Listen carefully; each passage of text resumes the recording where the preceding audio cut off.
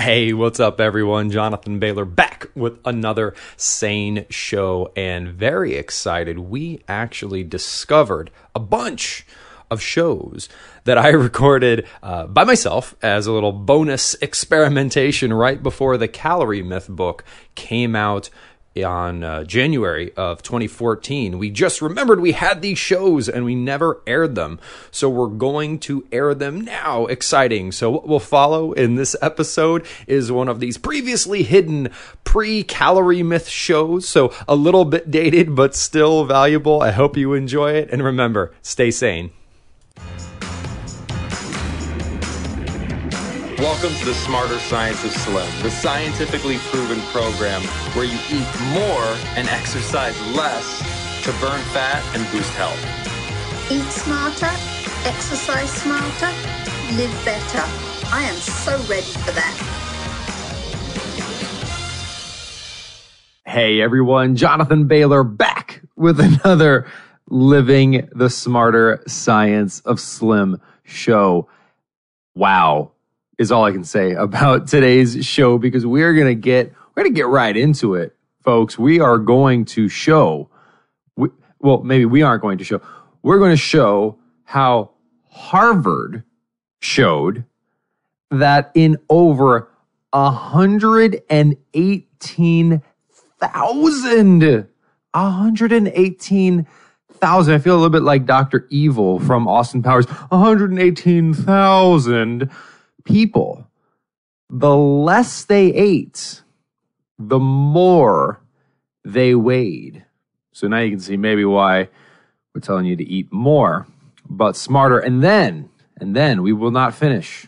We will then show how researchers went on to show that exercising less, not more, but less, may be the key to a healthy heart. So if that doesn't make you want to stick around and listen, I don't know what will. Eating less, making you weigh more, and exercising less, making your heart healthier? Oh, yes. Oh, yes. Well, let's just jump into it. So first and foremost, eating less and weighing more. Now, I know this sounds a little bit too good to be true. And in an area, diet, exercise, there is a lot of stuff out there that is just hogwash. Can I say that on the air? Hogwash. So anytime you hear anything that raises that little red flag in your brain, that's fabulous. We should probably have those flags going off a little bit more frequently. So we got to then look at the science. We have to go to the data to see if this, which sounds too good to be true, is in fact too good to be true, or if maybe just what we've led to believe is based on a calorie mythology, which has actually never been borne out and has been perpetuated by a bunch of marketing messages, because the more we struggle, the more money people make. But hey, that's the topic for another show. So today, let's take a quick stroll through the studies that show that more food equals more fat is plain and simple a myth, which of course makes us all happy. So, study the first. In this study, Harvard researchers looked at a massive sample. Most studies we hear about is 20 people, 60 people. No. In this study, Harvard looked at 67,272 women. So for all the ladies out there, this study was looking at nearly 70,000 of your fellow females. And Harvard then divided them into fifths according to the quantity of calories they ate. So what that means is 1/5 of the women were put in the lower end of the spectrum. They were consuming right around 1,600 calories per day. And then in the highest fifth of those nearly 70,000 women, those females were consuming well over 2,000 calories per day. So almost a 500 calorie difference between the women eating the least in this study and the women eating the most. Now, conventional wisdom, which of course is the same wisdom which has led us to record levels of obesity, diabetes, heart disease, cardiovascular disease, and emotional eating, and depression, and a bunch of other not so good stuff. So a conventional wisdom, which has caused a disastrous health crisis in this country, would lead us to believe that the women who ate 1,600 calories not only are just smarter and stronger and have more willpower than the women who were eating over 2,000 calories per day, but also that they would have a lower body mass index, or what is the standard measure for whether or not someone is normal weight, overweight, obese, etc. None of those things were true. So first of all, making moral claims about a person based on the number of calories they consume in a day is absurd. And it's also even more absurd when this study of nearly 70,000 women showed that the women who ate the fewest calories, this is the approximately 1,600 calorie group, had the highest body mass index, and the women who ate the most calories, nearly 500 more calories per day, had the lowest body mass index. And that was not just some exception. There was basically a linear relationship as we looked at the other three groups as well. The less the women ate in terms of calories, the higher their body mass index. Just the opposite of what the conventional wisdom would lead us to believe. But then again, the conventional wisdom tells us all kinds of things, and look where that's gotten us. So maybe when we take a step back, the study isn't that surprising. What's even better is the researchers then also looked at that same sampling of women, and they came up with a quality of their diet index. So they scored the quality of the whatever quantity of calories the women were eating, and went on to find that, as we would expect, the higher the quality of the diet, the lower the body mass index. So quality of food absolutely is inversely related with body fat. The higher the quality of our diet, the less body fat we carry around. However, this whole cut calories mythology is just that, and that's 70,000 women. And what's even cooler is, I got to imagine Harvard was surprised. They were like, wait, no. So they re-upped. They said, let's do another study. And let's look at men this time. Not as many. This time they looked at only 51,529 men. So not 70,000, but that's pretty impressive. Over 50,000 men, again, divided them into fifths, and guess what they found? Yep. The fewer calories the men consumed, the higher their body mass index. So the men who were eating right around 1,900 calories per day had the highest body mass index, and the men who were eating nearly 2,200 calories per day had the lowest body mass index. And that trend continued across all five groups. The fewer calories a man ate in a sample of over 50,000 of them, many men. One could say that it was raining men in this study. There was an inverse relationship between the quantity of calories consumed and body mass index. More calories correlated with less body fat. Now, that does not mean we should all go get some mega size weight gainer 3,000 from our local supplement store and just down pounds of it in an effort to drive our calorie count so high that it will somehow magically drop body fat levels. That is not at all the takeaway. Please do not do that. That is not healthy, especially because the vast majority of weight gain powers are nothing but sugar and starch, because those two substances are incredibly good at making us gain weight. So the key, though, is to not fear food. Because again, just like in the study of the nearly 70,000 women, in this study of over 50,000 men, they again re-looked at this data, but this time pivoting it against the quality of the foods consumed and found, just like in the females, the higher the quality of the food consumed, the lower the body mass index, or the less fat the men in the study stored. It is absolutely not about counting calories.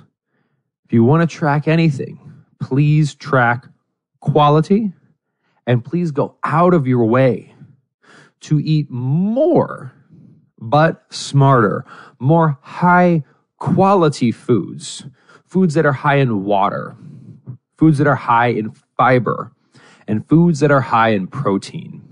Think non-starchy vegetables, vegetables you could eat raw, vegetables most frequently that grow above ground, not always, but most frequently. Green leafy vegetables. Green in general is a wonderful color to eat. If you were to eat just one color of food, green would probably be your best bet. So we're talking spinach, arugula, kale, romaine lettuce, any kind of green leafy vegetable. Deep green though, deep green. Broccoli, cucumber, mushrooms, asparagus, Brussels sprouts, squash, just peppers, good, colorful, delicious eats, nutrient-dense proteins, seafood, clams. I started eating clams recently. Clams are some good eating, and you can buy them in these very affordable giant cans, and you add them to soups. You can just put them in anything. They're like chicken, except they have like 1,000 times more nutrients in them. They are just fabulous for you. So, hey, shout out to clams. What's up, clams? Seafood, nutrient-dense proteins. We're talking high-quality meats.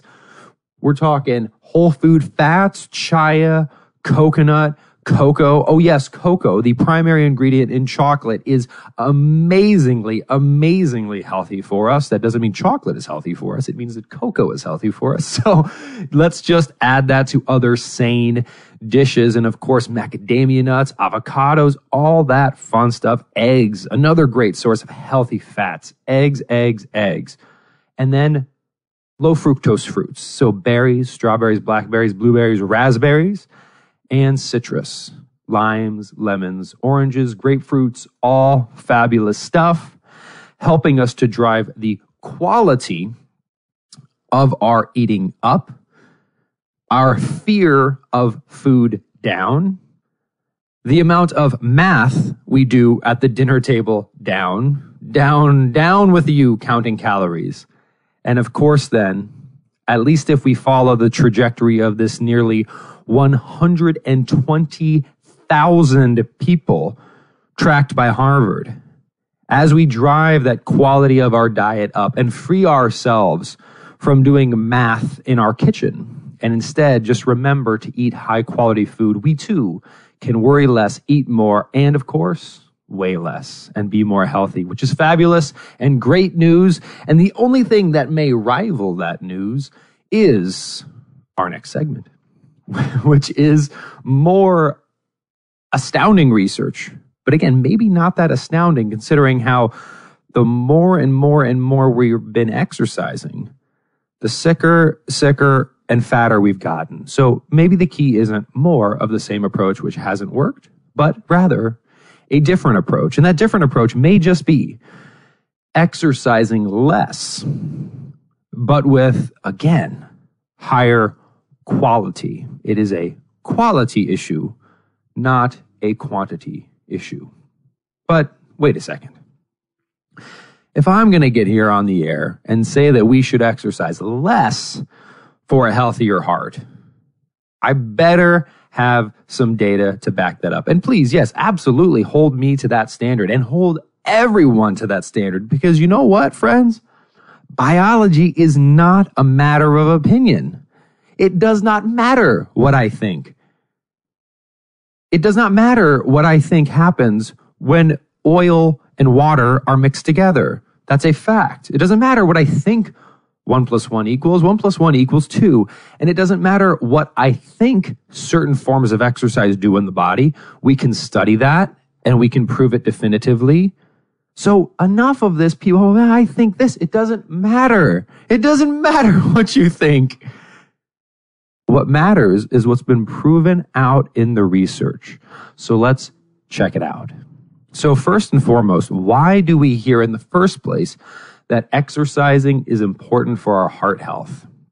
Well, this comes from studies showing how long bouts of conventional cardiovascular exercise. So when we say cardiovascular exercise, generally that means things like jogging. So these aerobic type exercises, because they increase our VO2 max. And our VO2 max is, quoting the researchers here, an expression of the functional health of the combined cardiovascular, pulmonary, and skeletal muscle systems. Again, your VO2 max, in case you maybe play Trivial Pursuit tonight or go on Jeopardy and are asked, your VO2 max is an expression of the functional health of the combined cardiovascular, pulmonary, and skeletal muscle systems.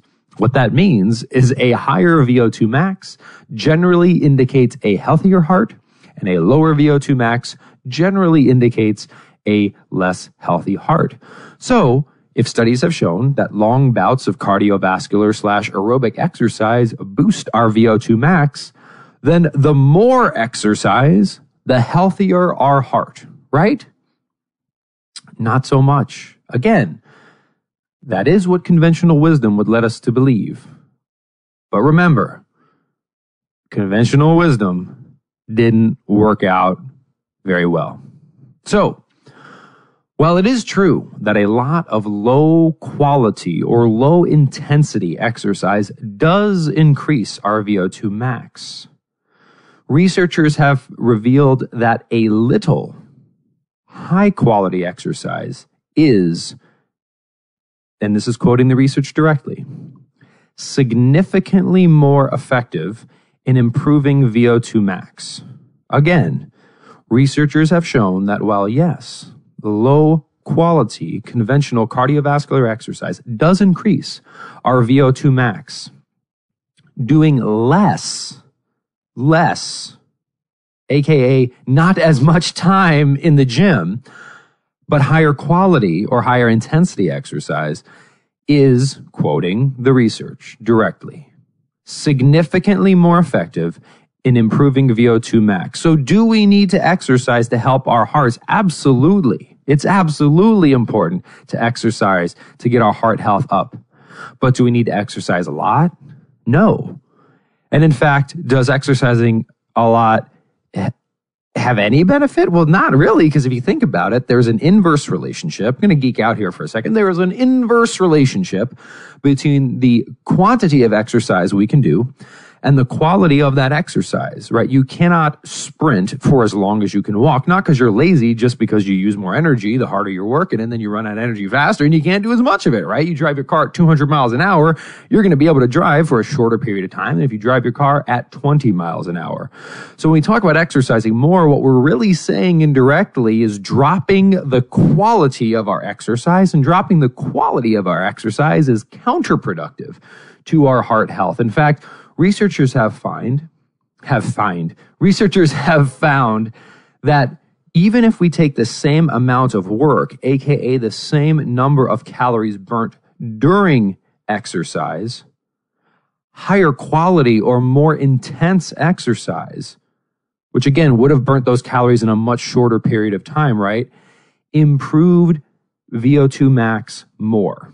So even if you say, I'm going to burn 300 calories jogging, and I'm going to burn 300 calories sprinting, the 300 calories burnt sprinting, well, it's actually not about the calories, it's about the sprinting. But even when you hold the amount of energy used constant, the higher quality exercise outperforms conventional exercise in terms of VO2 max. And from the researchers directly, here's the quote about high quality exercise. High quality exercise, quoting, is significantly more effective than performing the same total work at either lactate threshold or at 70% heart rate max in improving VO2 max. Now, translating that into less geek terms, quoting, using the high quality exercise, here's the quote, is significantly more effective than performing the same total work at either moderate or low intensity levels. And it got even more encouraging here or more disturbing, depending on how you look at it, because it can get a little frustrating when you hear that what the research actually shows is in such sharp contrast to what we've been told all these years. And while that does, it rubs me the wrong way too, because I'm like, what have I been doing this whole time? The good news is, if we haven't been enjoying the results we're getting, we actually have a different approach now. We know why it hasn't worked, and we don't need to do the same thing over and over again and expect different results. So while it might be painful in the short term, it is amazingly hopeful and promising in the long term, because after all, we're talking about eating more and exercising less and just using that beautiful brain in our heads to do it smarter. And that is an infinitely more enjoyable and practical and permanent approach. So awesome, awesome, awesome. So in another study, the researchers divided people into 3 groups and fed them all artery-stressing meals. Now, the difference between the groups was that one didn't exercise at all, another one did moderate quality exercise, and the last one did high quality exercise. While the 2 exercise groups burnt the exact same number of calories, get this, the researchers found that the high quality group got double the heart health benefits in half the time. Now, hold on a second. Let's just recap here. 3 groups of people. One group didn't exercise. One group did conventional exercise. Another group did a higher quality or more intense form of exercise. Think heavy resistance training or things like safe interval training.